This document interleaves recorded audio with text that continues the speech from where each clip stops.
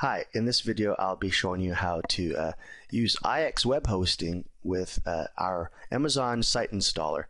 Now with this hosting you're going to have to make your own database first through their control panel before you can use the installer. And so I'm going to run you through how to do that with their dashboard there.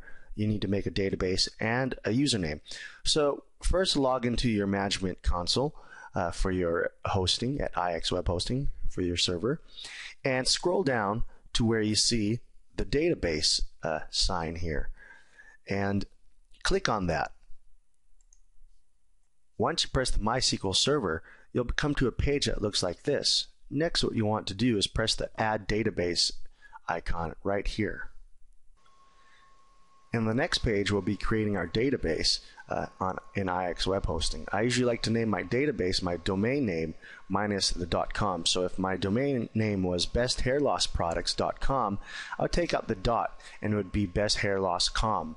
That would be my database name. And that's what I'd usually use here, but you can use anything you like. I usually make the description anything you like to. Just remember to remember what your database name will be.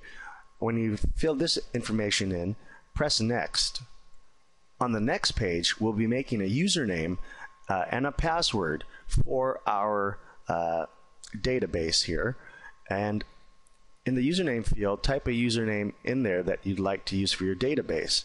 And then, of course, your password, and confirm your password. For the user role, you want to scroll down on that drop-down box and go to DBA. Then press Add User. From there, we'll go back to our dashboard. So after you add a user, go back to your dashboard on your main page of your IXWebhosting. From the dashboard, we'll go scrolling down again back to MySQL Server. And click on the MySQL Server database icon there, and we'll go to our page to get our database information. Once we're on the database page, you'll see our database information here. We've created one database, my Amazon site, and what you want to do is click on that link to get our database information. So go ahead and click on that link and we'll go to the next page. Now on our next page, it'll show us all our database information that we need to put into installer. First of all, you'll want to remember the host name. What I'll usually do is open up my domain installer page in a different tab and copy and paste this information.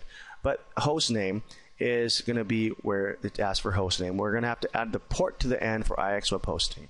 Our database name, you want to copy and paste this whole database name. As you can see, I've got it blanked out here. This is the username of my account, but it's usually username underscore and your database name, and you'll need all of that in the next section. Of course, we have our database user, which also has our IXWebhosting username at the front with underscore and the username we just made. You want all of that, and you'll need your password. So now, in another tab, open up your browser to your domain and press on the install.php to install our site template, and I'll show you what to put there.